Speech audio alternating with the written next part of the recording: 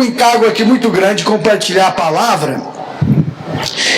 O Espírito de Deus é maravilhoso. E eu compartilhei quinta-feira com os irmãos que vieram quinta-feira, mas o texto que eu vou compartilhar encaixa exatamente no momento que nós estamos como igreja. Nós estamos nesses dias focados em ganhar almas, porque nós queremos multiplicar. Fala para o seu vizinho, o alvo é ganhar alma. Amém? E esse texto fala exatamente que Jesus veio para morrer pelas almas. Amém? Pegue a sua Bíblia em João capítulo 18, versículo 1 a seguir. Evangelho de João, capítulo 18, versículo 1 a seguir, diz assim: tendo Jesus dito isso, saiu com seus discípulos para o outro lado do ribeiro de Cedron, onde havia um jardim. Repita assim comigo: Jesus foi para o jardim. E com eles ali entrou. Ora, Judas, que o traía, também conhecia aquele lugar, porque muitas vezes Jesus se reunira ali com os discípulos. Tendo, pois, Judas tomado a corte e uns guardas da parte dos principais sacerdotes e fariseus, chegou ali com o quê? Com lanternas, tochas e... olha só, eles foram atrás de Jesus com arma. Até parece que Jesus era um inimigo perigoso. Sabendo, pois, Jesus que tudo que havia de suceder.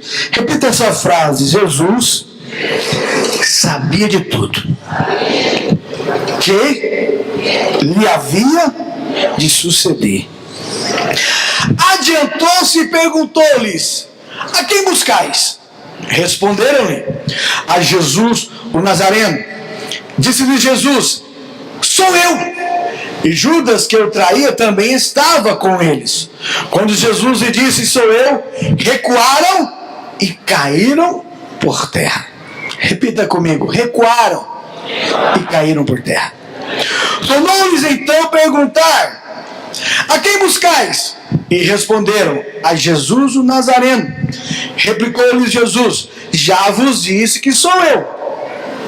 Se, pois, é a mim que buscais, deixai ir estes, para que se cumprisse a palavra que dissera: dos que me tens dado, nenhum deles perdi. Repita: dos que me tens dado, nenhum deles perdi. Então Simão Pedro, que tinha uma espada, desembaiou-a e feriu o servo do sumo sacerdote, cortando-lhe a orelha direita. O nome do servo era Malco. Disse, pois, Jesus a Pedro: mete a sua espada na bainha. Não hei de beber o cálice que o Pai me deu? Repita essa frase, é a frase mais importante do texto. Grifa, por favor, essa frase, o irmão que está no projetor. Não beberei porventura o cálice que o Pai... Vamos ver, 1, 2, 3? Não beberei porventura o cálice que o Pai... Mais uma vez? Não beberei porventura o cálice que o Pai... Feche seus olhos, curva a sua cabeça. Espírito Santo, mais uma vez estamos aqui diante do Senhor para receber a Tua palavra, que é viva, eficaz, poderosa e é penetrante mais do que uma espada de 2 gumes. Tem o poder de dividir espírito e alma, juntas e medulas. Por isso, Senhor, nós nos entregamos e nos rendemos aqui nessa noite para receber do Senhor a porção da sua palavra, que nos transforma, que nos orienta, que nos direciona e que nos dá a vitória, em nome de Jesus. Coloque a mão no seu coração, repita assim: eu abro o meu coração para receber a palavra de Deus. Coloque a mão agora na sua cabeça e declara assim: eu rejeito todo espírito de engano que faz eu ter um mau entendimento, um entendimento distorcido da sua palavra. Eu declaro que a minha mente agora é cativa, é presa à palavra de Deus, em nome de Jesus. Olha aqui para mim, meus amados irmãos, esse texto é poderoso porque é o momento quando o Senhor Jesus, ele se entrega voluntariamente para ser preso. Repita assim comigo: Jesus se entregou voluntariamente. Por isso que eu coloquei o título dessa palavra que está no seu boletim. Leia comigo bem forte: a entrega total para cumprir o propósito. Vamos lá, 1, 2, 3. A entrega. Mais uma vez. Jesus cumpriu o propósito de Deus, a sua missão dada por Deus, porque ele teve uma entrega total. Para nós também cumprirmos o propósito de Deus nas nossas vidas, nós devemos também seguir o exemplo que o Mestre nos deu. Nós devemos entregar todo o nosso ser, o nosso coração, a nossa vida ao Senhor, para que Ele cumpra o seu propósito em nossas vidas. E eu te pergunto: quantos querem cumprir o propósito de Deus em suas vidas? Diga amém. Para isso, nós devemos fazer como o Senhor Jesus. Ele se entregou totalmente, sem resistência nenhuma. E eu estava estudando esse texto, imaginando como que isso funciona na prática. Você sabe que Deus, ele existe em 3 pessoas. Deus é um ser triuno: Deus Pai, Deus Filho e Deus Espírito. Vamos repetir? Ok, ou seja, Deus é uma coletividade. Deus não age sozinho. O Deus Pai, o Deus Filho também não age sozinho. E o Deus Espírito Santo também não age sozinho, mas não é 3 deuses. Presta atenção, é o mesmo Deus. Eles então reuniram e decidiram lá no jardim do Éden criar o homem. Pegue sua Bíblia, abra por gentileza Gênesis capítulo 1, versículo de número 26. Leia comigo: também disse Deus, façamos o homem. Repita comigo: também disse. Então Deus, uma prova para você entender a palavra de Deus, que Deus não é uma pessoa sozinho. Ele existe em 3, por isso que está no plural. Olha, eles se reuniram então para te criar. Fala para o seu vizinho: para te criar teve até uma reunião lá no céu. Fala para ele: tem que ser importante, meu filho. Já começaram a fazer reunião para você, ó. Até para te criar teve uma reunião celestial. Olha o quanto você é abençoado e abençoada. Fala para o seu vizinho: até para te criar teve uma reunião no céu. Do Deus Pai, o Filho e o Espírito.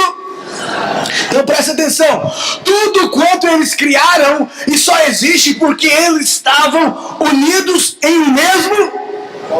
Imagina que um dos 3 falasse: não quero criar homem não.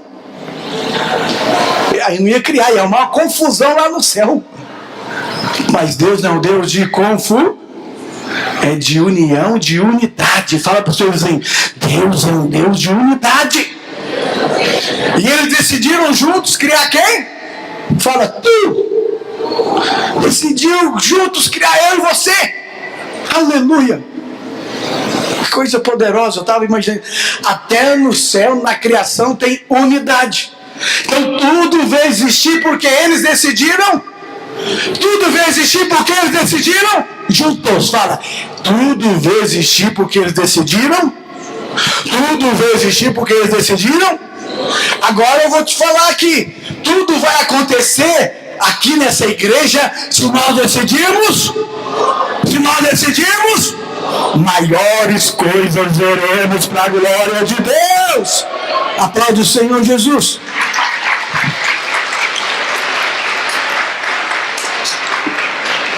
Essa foi a reunião para te criar.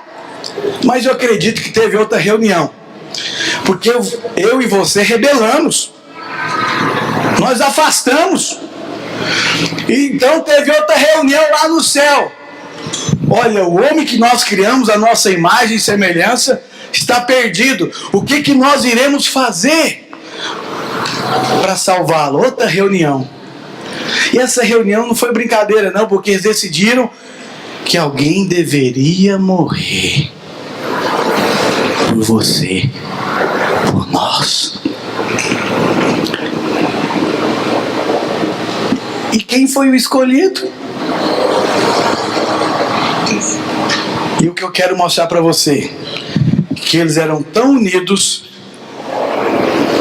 Provavelmente, eu não sei, eu estou aqui fazendo uma lucubração.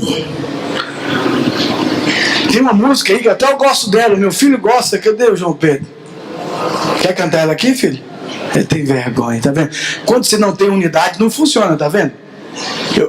Eu quero que ele cante, ele não quer. Então não, tem que ter unidade até nisso. Então olha aqui, eu esqueci o nome do músico, como é o nome dele? Tom Carf. Então, ele canta assim, ó, que teve uma reunião no céu e o Pai e o Espírito Santo falava para Jesus, o Filho: Filho, você vai ter que descer para salvar a humanidade. E o que eu aprendi disso? Que Jesus obedeceu voluntariamente, sem resistência.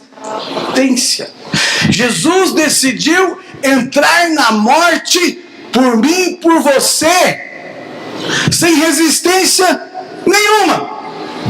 Pastor, qual que é a prova disso? Vou te mostrar. Pegue a sua Bíblia e eu vou te mostrando no texto.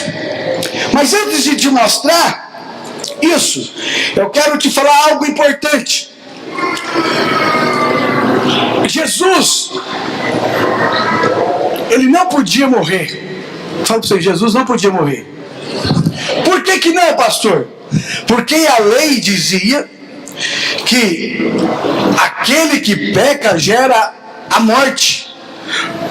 O que gera a morte é o pecado. Por que nós morremos? Fala para você, você nasceu em... Jesus não podia morrer porque ele não tinha pecado nenhum.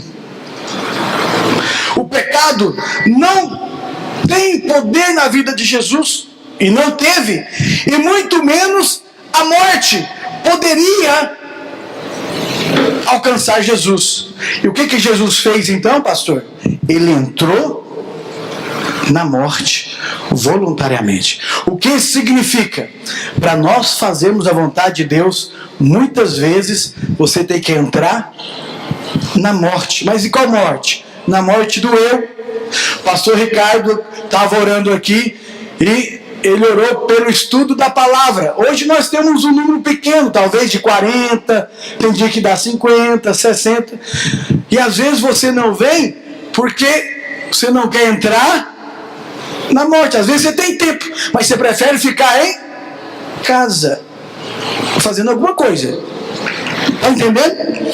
O nosso período de oração aqui, o meu sonho é que tenha pelo menos 100 irmãos aqui, ó, todo dia orando.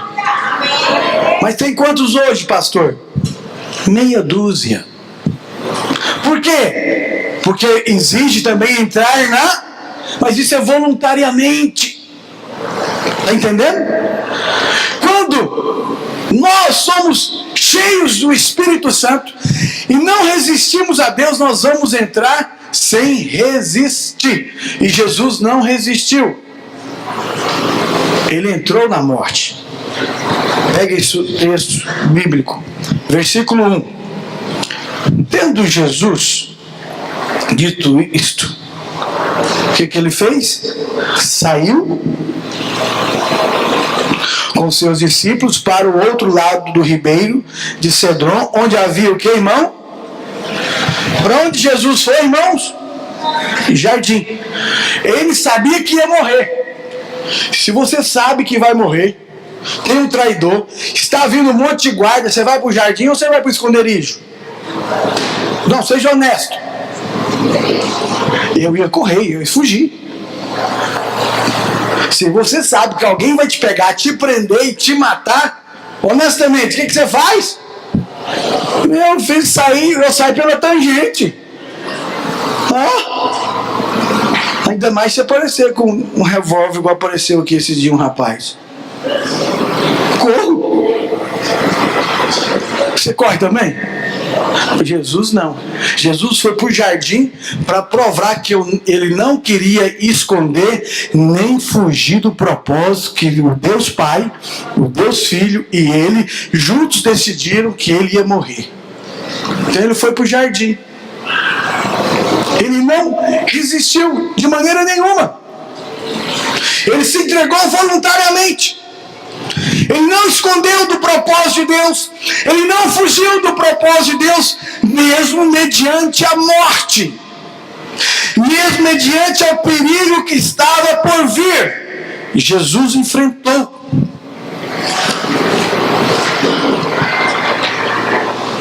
Com essa atitude, o que Jesus está dizendo? Eu não vou deixar em nada, absolutamente nada,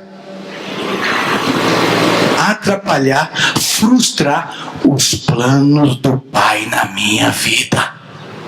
Não resistiu. E ele então foi para o jardim. E voluntariamente, para se entregar, porque Jesus tinha tanto poder que nem os soldados poderiam prendê-lo. Quando ele só falou assim, eu sou, o que aconteceu com o soldado? Caiu tudo. Eles caíram. Só porque ele disse, eu sou. Vocês estão procurando eu. Eles caíram. O que Jesus está mostrando?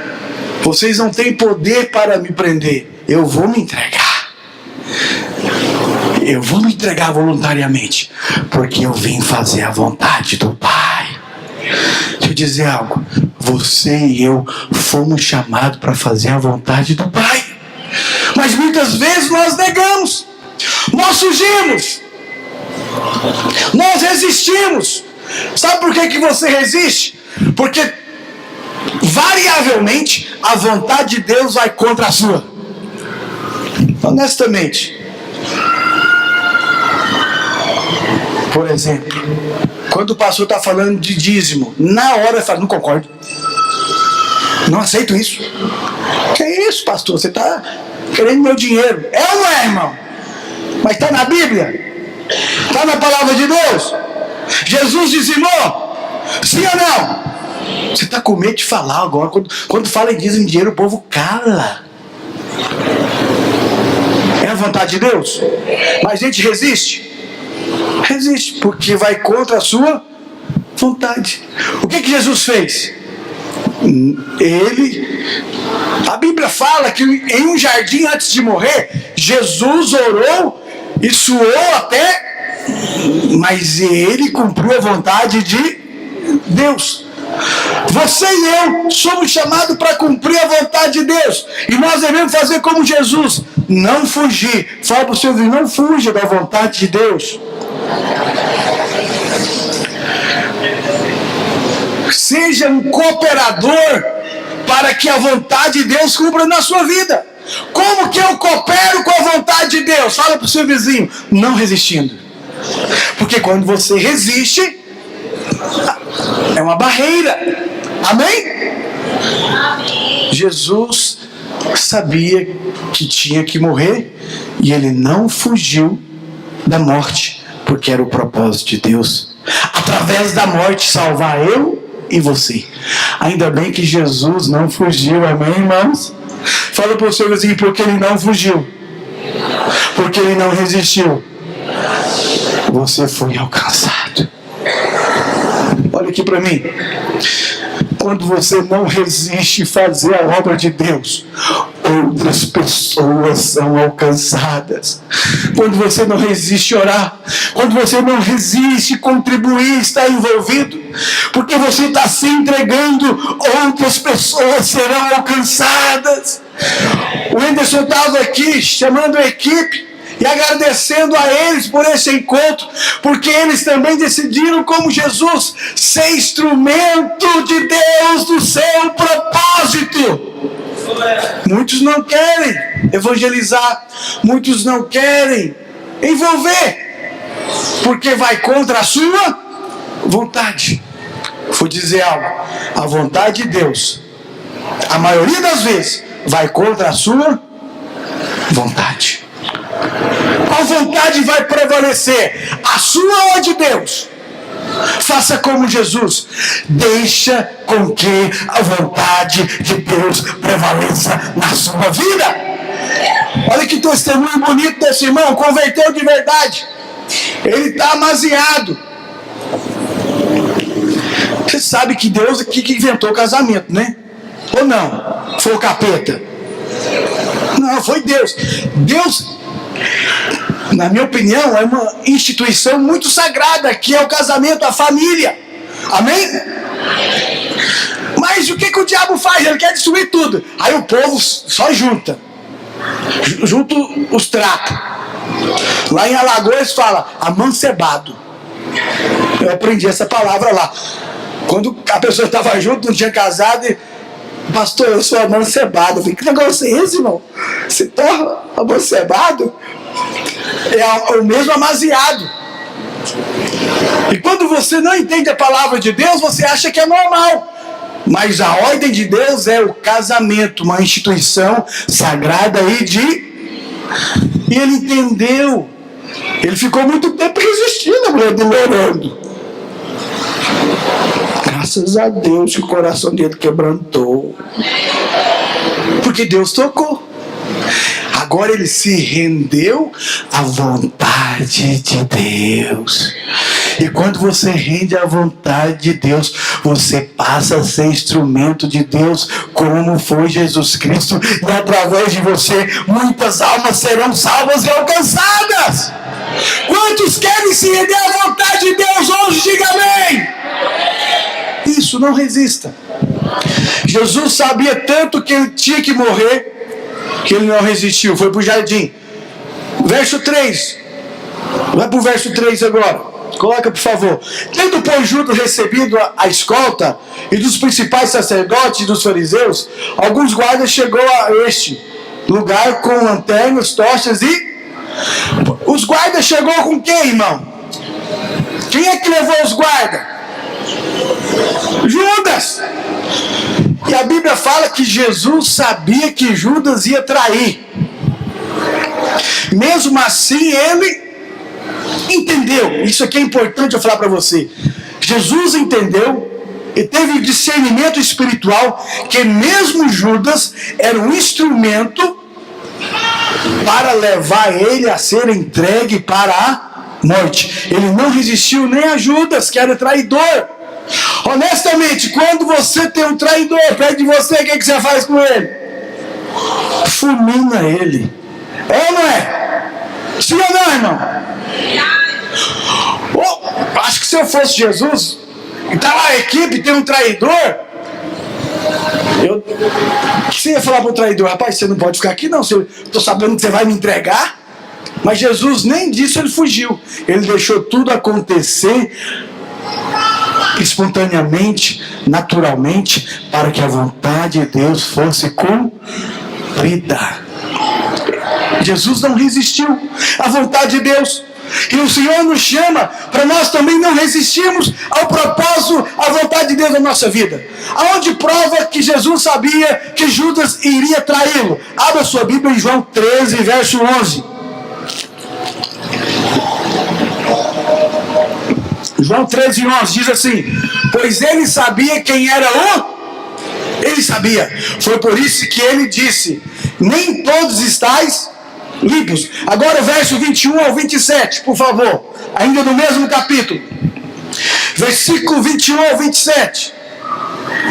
Diz assim: dito essas coisas, angustiou-se Jesus em espírito e afirmou: em verdade vos digo que um dentre vós me... Então os discípulos olharam uns para os outros sem saber a quem ele se referia. Ora, ali estava chegando a Jesus um dos seus discípulos, aquele a quem ele amava. A esse fez Simão Pedro sinal, dizendo-lhe: pergunta a quem ele se refere. Então aquele discípulo, reclinando-se sobre o peito de Jesus, perguntou-lhe: Senhor! Irmão, deixa quieto, agora você me fez eu perder. Tá vendo? Senhor, quem é? Respondeu Jesus: é aquele a quem eu der o pedaço de pão molhado. Tomou, pois, o pedaço de pão e tendo... Agora você pode. E tendo... Uai. Cadê, irmão? E tendo o quê?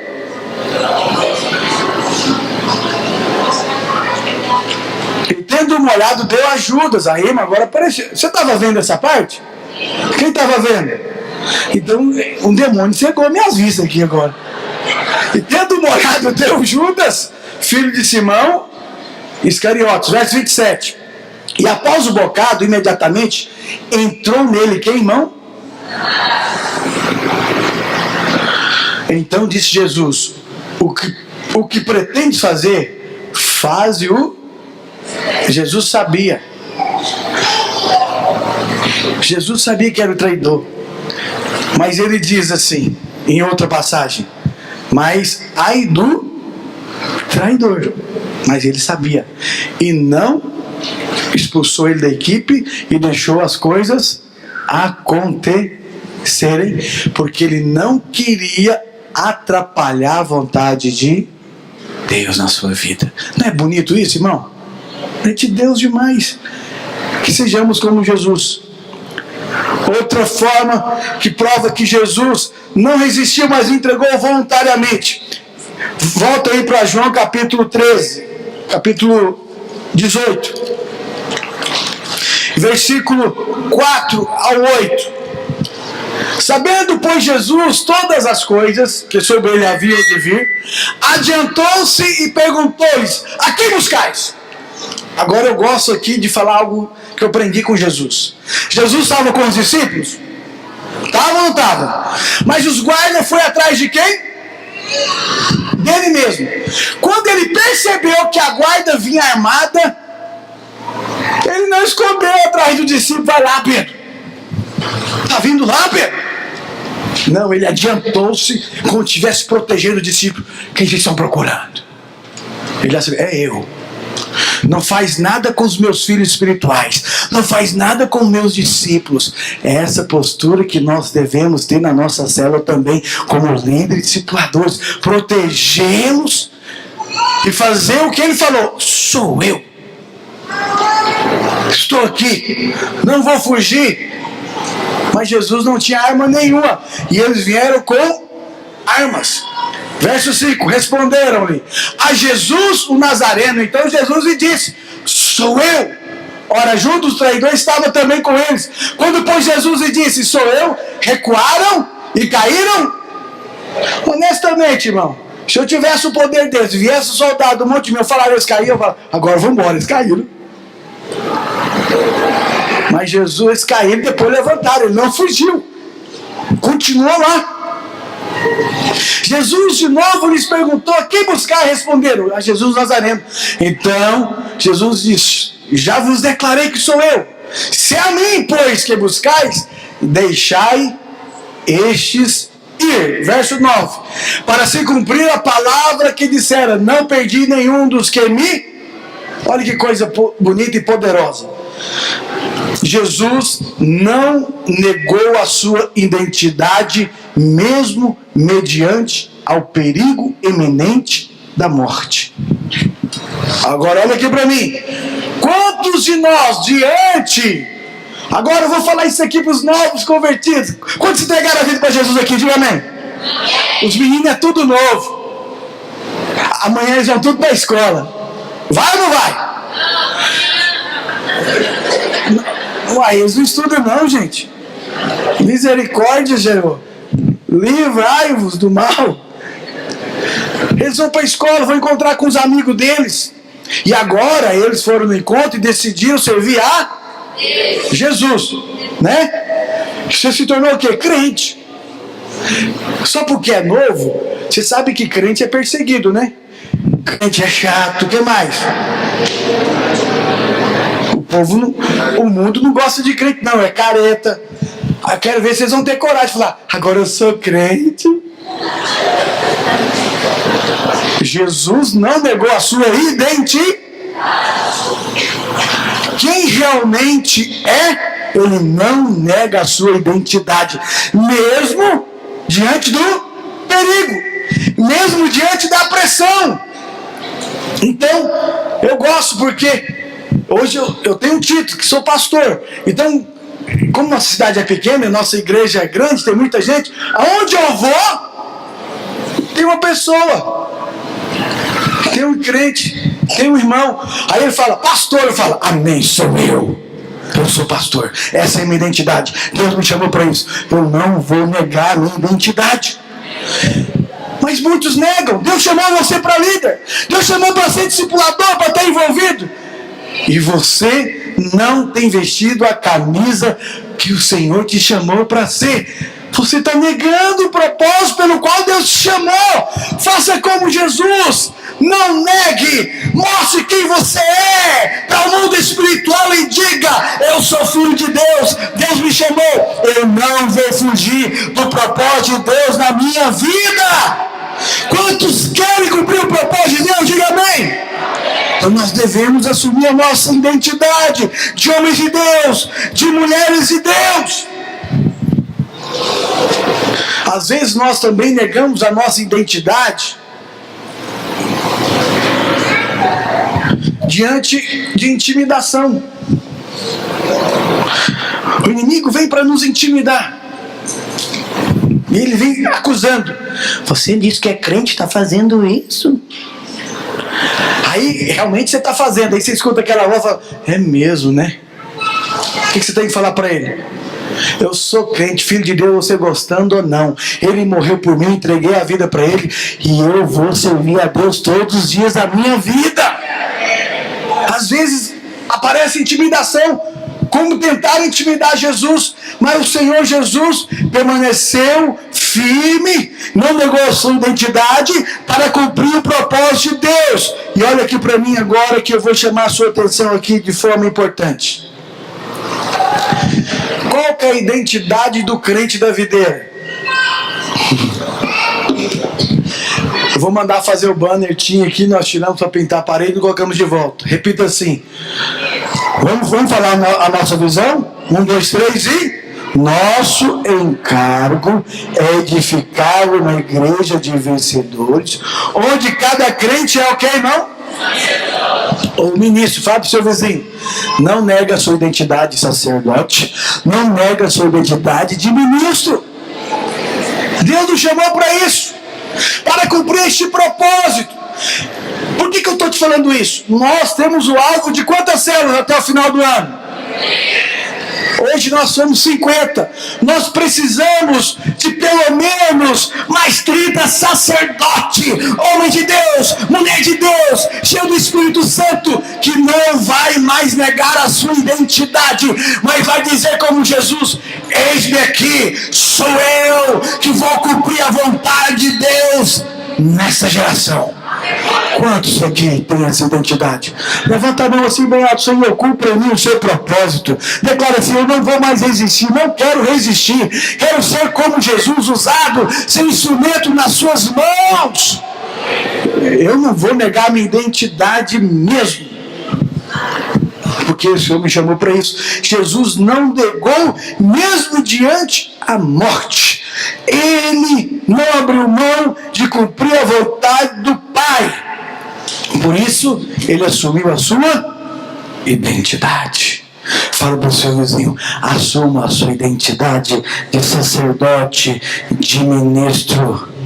Aplauda o Senhor.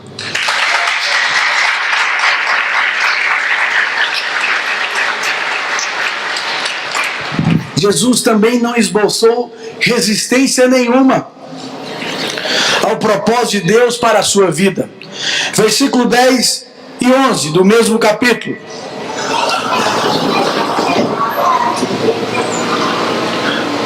Estou precisando tirar um carro lá, irmão.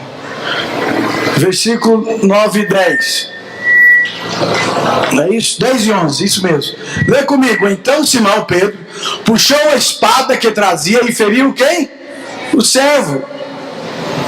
Então não é por força, é pelo Espírito. Fala para vocês, não é por força, é pelo Espírito. O pastor até esforça para pregar para você entender, entendeu? Mas eu oro para o Espírito tocar o seu.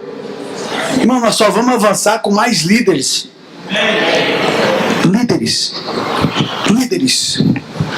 Líderes que vão ganhar almas. Ele feriu o servo do sumo sacerdote, cortando-lhe a orelha direita, e o nome do servo era Malco. Verso 11. Mas Jesus disse a Pedro: mete a espada na bainha, não beberei porventura o cálice que é o Pai? Então presta atenção, era a vontade de Deus Jesus morrer, amém? Quem que não queria que ele morresse? Pedro. Quando você não quer morrer, o que você faz? Você luta para não morrer. Você que é pai e mãe, você sabe disso. O seu filho adolescente, você manda ele arrumar a cama. Não quero morrer, não. Ele não quer, ele luta para não fazer aquilo que você mandou fazer. É assim ou não é? É só... É assim? Por quê? Porque ele está relutando contra a vontade do pai e da mãe, que é a autoridade na vida dele. Mas não é diferente na igreja. Às vezes o seu líder, o seu discipulador, o seu pastor dá uma direção. Qual que é a sua primeira reação quando você não está totalmente rendido ao propósito? Não concordo. Não aceito. Não. Vamos pensar direito. Aí você começa a arrumar um monte de argumento. É ou não é? Ou é só eu que sou assim? Quem é assim, diga amém. O que o Senhor quer fazer de nós, como Jesus? Eu vou beber o cálice que for necessário para fazer a vontade de Deus. Quantos querem fazer a vontade de Deus? Para fazer a vontade de Deus tem que fazer o quê? Beber o cálice. O que é cálice? Eu vou fazer aqui uma aplicação para você entender. O cálice é a mesma coisa, a mesma experiência de Jesus. Chegou diante de Jesus a mãe de 2 discípulos e pediram assim para ele, presta atenção: mestre, coloca esse filho meu na sua esquerda, esse outro à sua direita. O que Jesus respondeu para ela? Se eles beberem o cálice que eu hei de beber, eles até podem, mas isso cabe ao meu Pai. O que os discípulos deveriam fazer? O que é beber o cálice que Jesus bebeu? Enfrentar a morte que ele enfrentou. Honestamente, olha aqui para mim. Na hora da morte, qual discípulo que morreu com Jesus? Cabra macho. Pedro, que estava bravo nesse momento. Na hora H, cadê Pedro? No capítulo 19, Pedro aparece fazendo o quê? Negando a identidade. Pedro era discípulo. Quando chegaram até ele, o que ele falou?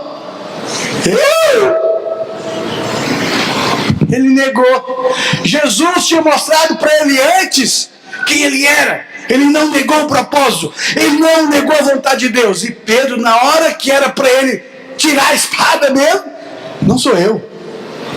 Quantas vezes ele negou Jesus? O que Pedro fez? Negou a sua identidade. Nós não devemos negar nossa identidade. Você é homem de Deus, você é mulher de Deus, na sua casa, no seu trabalho, pegando ônibus, andando de moto. Eu sei que de vez em quando você tem que lembrar no trânsito que você é homem de Deus, porque de vez em quando você quer virar outra coisa. Não, sério, você já passou vontade de fechar o motorista que te fechou? Levanta a mão aqui. Dá uma encostadinha ainda nele, né? Pois é. Quando a gente faz isso, o que nós estamos fazendo? Negando a identidade de homem e mulher de Deus. Não devemos negar nossa identidade em momento nenhum. Fala para o seu vizinho: você é homem de Deus, você é mulher de Deus, Ele te chamou para isso, então cumpra a vontade de Deus na sua vida. Quantos querem cumprir a vontade de Deus? Fique de pé onde você está.